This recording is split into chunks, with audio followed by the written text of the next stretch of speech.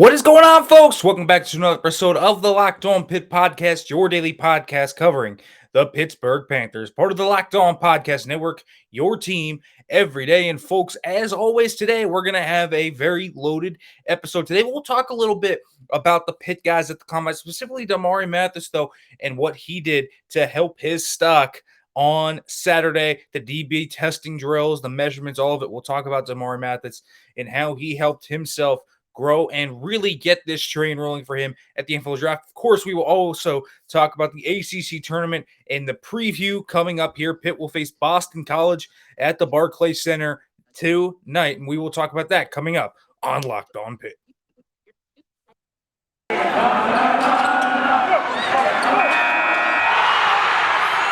You are Locked On Pitt, your daily podcast on the Pittsburgh Panthers, part of the Locked On Podcast Network, your team every day.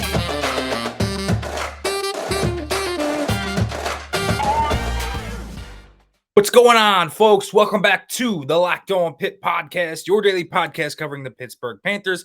And folks, as always, thank you for listening to the Locked On Podcast Network and Locked On Pitt and making it your first listen every day, because folks always appreciate it. If you're watching this on YouTube, like, comment, subscribe, do all that great stuff. Turn on the notification bell. If you're watching this, make sure to leave a review and give feedback. Cannot make this as good as I can without you guys. And today's episode of Locked On Pitt is brought to you by Run Your Pool. March Madness is here, and Run Your Pool has a better way to create your bracket. RunYourPool.com, the premier sports pool hosting service.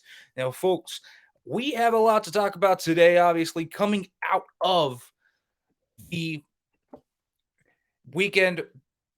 Well, coming up, Pitt gets pummeled against Notre Dame. Pitt softball upsets the number 3 team in the nation and undefeated. The Pitt baseball team has a pretty good week. The Pitt women get eliminated last week. There's a lot. And then there's also, more spring practice stuff. Also, all of those players have this week off. And hopefully they're chilling right now like all the rest of the students, obviously, during the peak of spring ball. And it's ramping up with the spring game happening early in April on April 9th. But this is interesting, and I think when we talk about certain things that come out of the Pitt football program, I always think that the success of Narduzzi's defensive backs is something to always look at. And what I mean by that is you always have to look at what these guys do in the NFL and compare it to other schools. And, I'm not a helmet scouter, and I don't like saying just because this dude went to Pitt, he's going to be good. And just because this guy went here, he'll be great. And just because this guy did this, he's going to be great and all that stuff. That's not really how you move. It's not how you work. But it's kind of undeniable that Pat Narduzzi's defense produces quality NFL corners. It's not just Pitt. Look at it going back to Michigan State. This guy has a clear delineation from the line in terms of producing defensive backs. Obviously, the big ones will be Darqueze Dennard. He has produced guys like Avonte Maddox out of Pitt here. K'Wan Williams was before his time, but Pitt has really had a history of producing DBs, but it's really been good under Pat Narduzzi. And over the past few years, we've really seen that flourish. You've had guys like Avonte Maddox. You've had guys like Jordan Whitehead. You've had Jason Pinnock that got drafted last year in the 5th round. You had Dane Jackson, DeMar Hamlin. And all these guys end up actually turning into quality defensive backs in the NFL. And they far outplay their draft position, which is always something you have to wonder about. And I believe, and I have really hammered this down, that after talking to enough of these guys, that Pat Narduzzi's defense really does give them a better shot at the NFL. It really prepares them well. It's not always great for Pitt, and let's be real about that, because that certainly has its weaknesses, and certainly not playing a nickel package in the modern day football game. It's a bad recipe for whatever you're trying to do. You have to play a nickel, and Narduzzi thinks it's the bane of his existence. So that's an issue, but it produces good talent, and it's showcased that. And I think Damarri Mathis is going to be another one of these guys, man. I keep telling people, this is a guy that had really good tape in 2019. He's a hard hitter. He's willing to lay the boom. He's willing to go out there and do really anything you want him to do. Not only is he able to cover guys in man coverage. Obviously, he's able to do that. He literally only played cover 0 press man, but he's also able to go out there and come down and run support. He's able to play in the slot. He showcased that down in Mobile, that even though he played outside his entire career, he can shift into the slot. Damarri Mathis has proven that ability. He's proven to have that in his skill set. He's a guy that can come down and play outside of the field to the boundary. This is a guy that is physical. This is a guy that when he can match you and when he can mirror you with his feet, which are good, he has really good feet. He has great. He has also great speed, as we saw, 4.39 speed. He can play a lot of different spots. And so Mathis is a guy that at the very least is going to carve out an NFL future as a special team. Because here's the thing about Damarri Mathis is that great tackler, fast. He's going to get down there in coverage, and he's going to be a short tackler. So you put it all together, he's going to be an excellent gunner, and he's going to be an excellent kick coverage guy. So at the very least, this is a guy that's going to carve out his spot and make a roster in that area. But as a pure cornerback, he also has upside, the press upside, the ability to play in zone and match coverages. He's really worked on the mental side of his game. And I thought he looked really fluid, both in Mobile and at the Combine. I really thought he did well for himself here in Indianapolis. The testing drills, obviously, Damarri Mathis really tested quite well, and I thought that was a big help to him. But I also really thought that when you looked at Mathis, it wasn't just speed. It was also the explosiveness. It was also the good agilities. He has kind of the whole profile. And so when he can affect guys at the line of scrimmage, when he can play in the slot, when he has great recovery speed, which he does, this is a guy that can play in match mans. He's going to have a bit of a transition to the NFL, like all Pitt guys do, but these guys are trained to play in man coverage. And with man coverage coming more and more with these different blitz schemes, it's going to be important, and it's going to really help Damarri Mathis. It's like just like it's helped Jason Pinnock, just like it's helped Damar Hamlin, just like it's helped Dane Jackson. It helps all these guys come through. And Mathis is that type of guy. Now, this is a guy that doesn't have terrific length, but he has all the football IQ, all the athletic traits, all the physicality that you want. And Damarri Mathis is probably going to outplay his draft position. I've heard 5th round is about where he's going to get drafted. I think this is a guy that probably should go a little earlier than that. And honestly, when you look at his tape and what he brings, this is a guy that could go in the back end of day 2, and I wouldn't bat an eye. And so I think that Damarri Mathis is going to outplay that draft position if he goes in round 5. He's a guy that absolutely should go earlier. 100% than that. He's proven he can play at a high level. He's done it in 2019. 2021, he had a pretty good year. He's proven to be a really adept football player. And he's proven to showcase that he can rise to the occasion here on big stages and on these fields when he goes to Mobile, when he goes to Indianapolis. I'm certain we'll talk about the same with his pro day.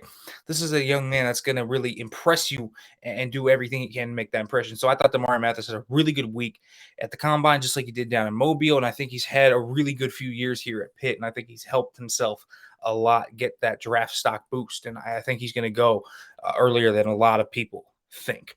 All right, folks. Let's make sure we have to talk about this because Pitt men's basketball is kind of in the gutter right now, but could they stutter out of that and make a run at the ACC Tournament? We'll talk about that, but first let me let you know about Stat Hero because, folks, man, do I love March Madness and I love these brackets, but I can't remember the last time I actually went deep or even won any money. I'm hedging my bets this year with Stat Hero's NCAA Pick'em contest because Stat Hero's NCAA single game Pick'ems pick the star players against each other in the amazing hybrid between fantasy and sports gambling.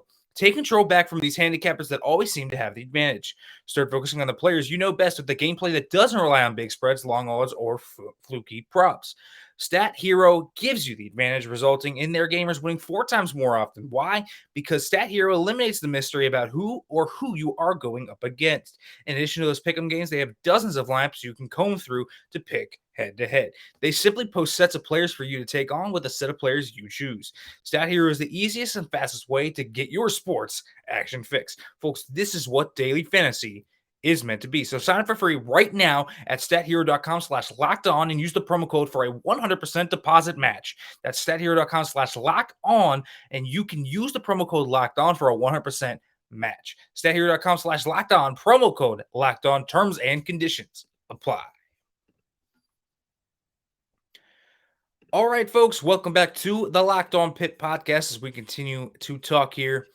And so let's move now to Pitt men's basketball, because this is going to be a tough week for Pitt fans. And trust me when I say that.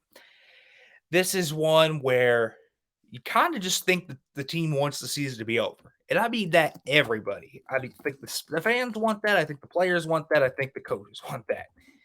And so going into Brooklyn, playing at the Barclays Center, I can't really say that these guys are going to be enthused to play here. But really, and I have to take this kind of hardline stance. There's really not a lot of intrigue here. I mean, it's really not. When you look at the intrigue of conference tournaments, even if you're a bad team, you hope for something. There's hope for the future. But really, when you look at Pitt, there's not much to hope for right now. They're going on a bunch of unknowns. They're losing Mo Gee. They're probably going to lose a few other guys to the portal. This is a offseason of unknowns. Likely Jeff Capel keeps his job, so we don't know what a lot of this team's going to look like next year, because the portal is such a moving piece of action and there are no stagnant recruits that you can go down and really delve into. There are no Pitt commits right now. And so that's something that kind of, it's honestly like pulling teeth. What do you say right now to this team? After the North Carolina win, they lose to Georgia Tech. And then the rest of the schedule, they get blown out by Miami, blown out by Duke, and blown out by Notre Dame. It's not been a team that looks like they're trying all that much. And again, that's where I come back to this attitude. You can kind of feel it in the air right now. You can feel that Pitt doesn't really want to play anymore. And these guys are honestly up to here with it. And so I think that this is a team that played a lot of close games. It's a team that's been battle tested. It's a team that's kind of done everything you can do at this point. And they probably just don't want to play much anymore. And I get it. It's probably mental exhaustion. It's probably physical exhaustion. They have a rotation that's sometimes 8 deep, but really it's just the 5 starters that play 32 to 38 to even 40 minutes sometimes a game. So these guys are playing consistently. The starters are just gassed. Guys like Femi Odukale, Jamarius Burton, John Hewley, Mo Gee, Ithiel Horton, especially Horton, who came back late and really never got in the full conditioning practice that the other guys did. They have to be feeling it. And so when it takes such a mental toll and a physical toll on you, it's kind of hard to keep everything going. It's kind of hard to keep things moving. And so that's why when you look at, for example, Pitt's loss against Notre Dame, it was kind of expected. I didn't really expect them to go out and win that game. It makes sense they didn't win that game. What are they actually going to do in that game? That's a game where when you look at it, Pitt's basketball team hadn't shown signs of life since the Georgia Tech game. They'd come out lifeless in the past 2 contests.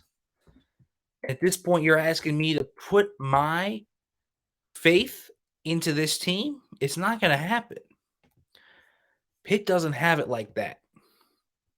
Pitt doesn't have that fire right now that they did earlier in the year. It looks like an exhausted team. It looks like a team that's mentally ready for the offseason. It looks like a team that needs that offseason. And I keep saying it. It's not just the players. I think Jeff Capel badly needs it too. he doesn't look like he's ready to can go anymore either. And again, this loss against Notre Dame, it exemplified everything you looked at.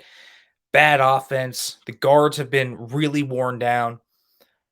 Notre Dame just rained it down from three continuously.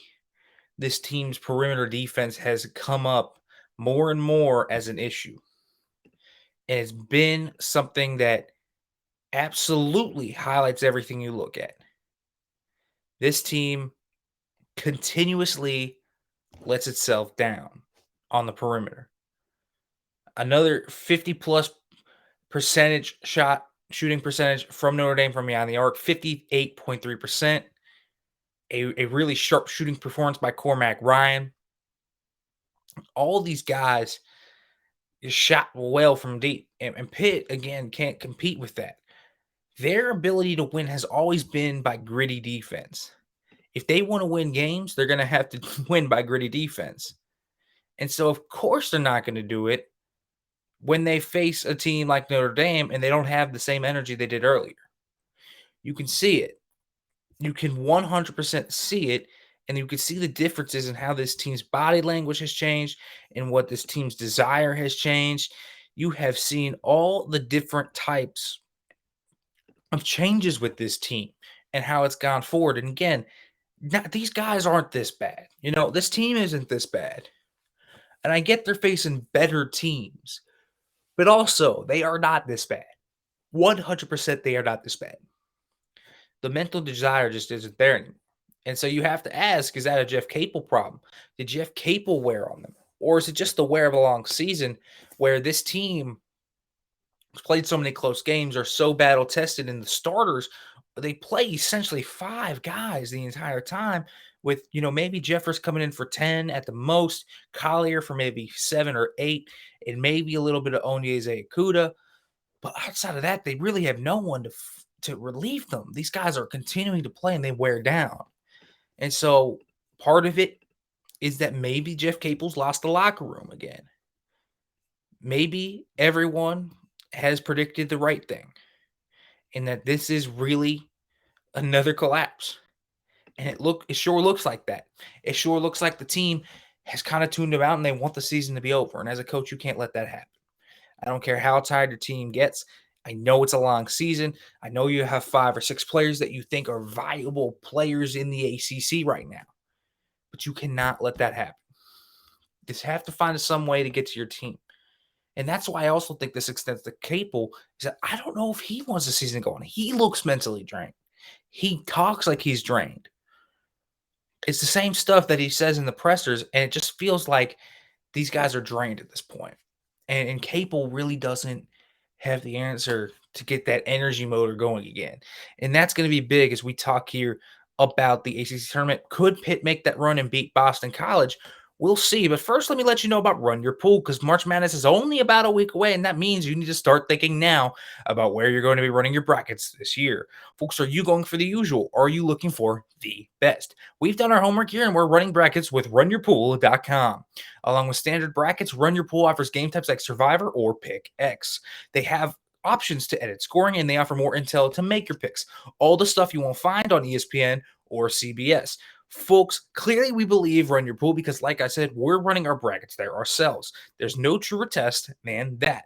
If you want to play against us for a shot at cash prize, join us at runyourpool.com/lockedon. And while you're there, create your own pool for your friends and family. Enter Pure Madness at checkout for $10 off your custom pool. All the rules and details will be available there. That's runyourpool.com/lockedon for your chance to win a cash prize. We look forward to seeing and beating you there. Folks, football might be over, but basketball is in full steam with both pro and college hoops. From all the latest odds, totals, player performance props to where the next fired coach is going to land, BetOnline.net is the #1 spot for all your sports betting needs. BetOnline remains the best spot for all your sports news, scores, podcasts this season. And it's not just basketball, because BetOnline.net is your source for hockey, boxing, and UFC odds, as well as other coverage and information.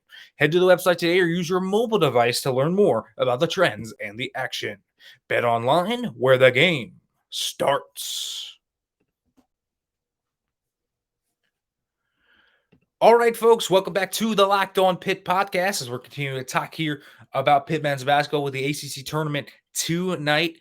Pitt will play Boston College in the afternoon, a big game for this team, a team that really Pitt needs to beat. And you would hope that they can get this win, and you could hope that under Jeff Capel, maybe Pitt can show some signs of life. Obviously, a beatable team. This is a team that, when you look at Pitt, they beat them the first time at home. They go to Boston College and really get kind of dominated, to be quite honest with you. They lay an egg up there.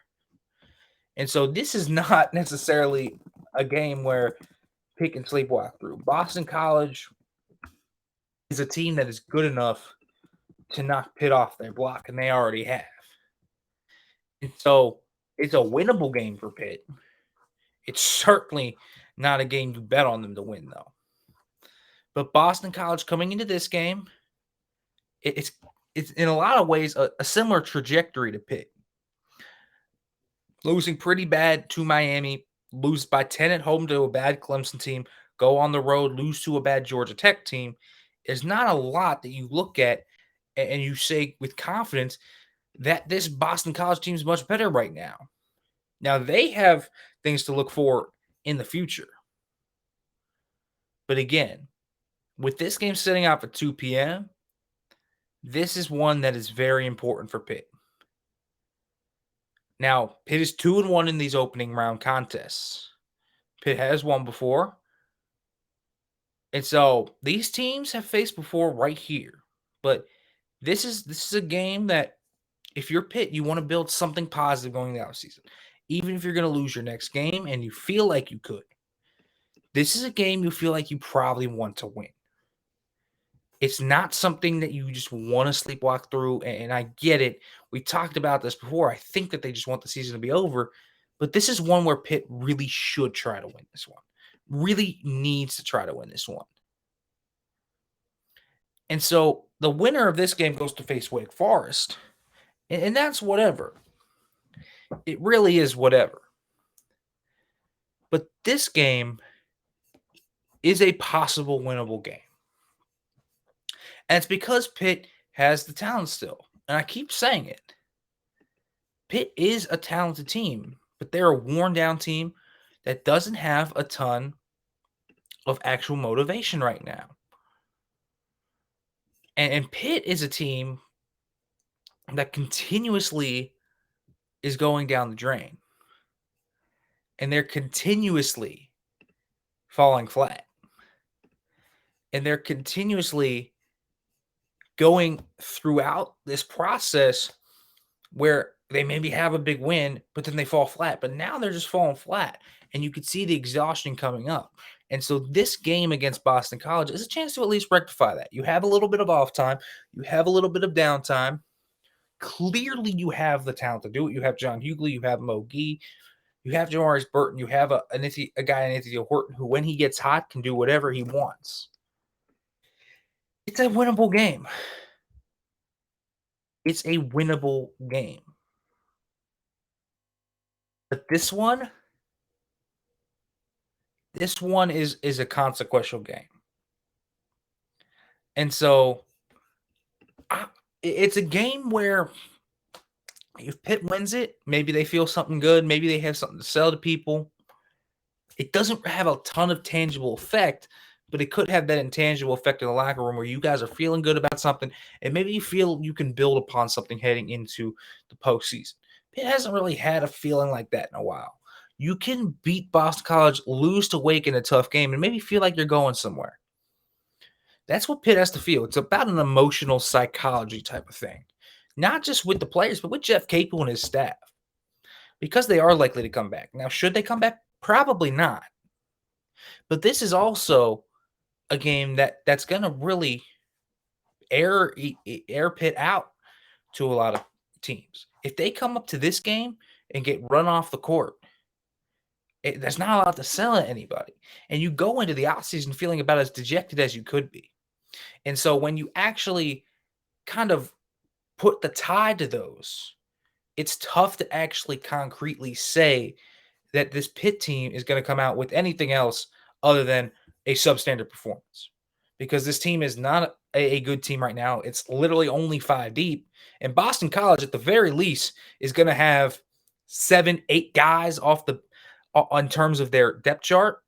It's something to actually look at, and it's something to definitely think about when you think about what Pitt has to do from here until now, as they really work through their schedule and they try to win this game.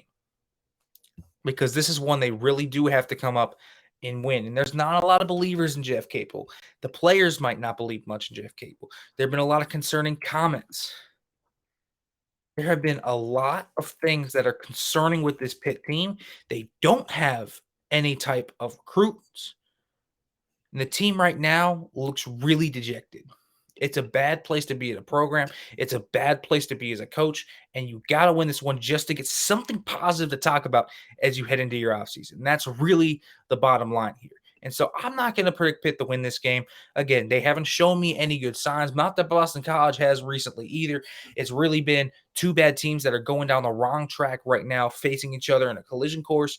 But when you look at it at afar, Pitt right now just doesn't look like they have the body language or the energy to really win this one. You feel like Boston College might be able to shoot the rock from deep and get Pitt on the perimeter really here, and they just can't keep up, and they don't have that type of shooting to keep up. So we'll see what happens here. We'll see if Jeff Capel's team can rise to the occasion, maybe get Pitt something positive to go off with. But again, don't get your hopes up on that. All right, folks, when we talk tomorrow, we will talk about this game, of course, and it's going to be a big one to talk about. It's a very important game, of course, and we'll also talk a little bit about Pitt football and where things are going from there. It's all coming up tomorrow on Locked On Pitt. And folks, as always, hail to Pitt.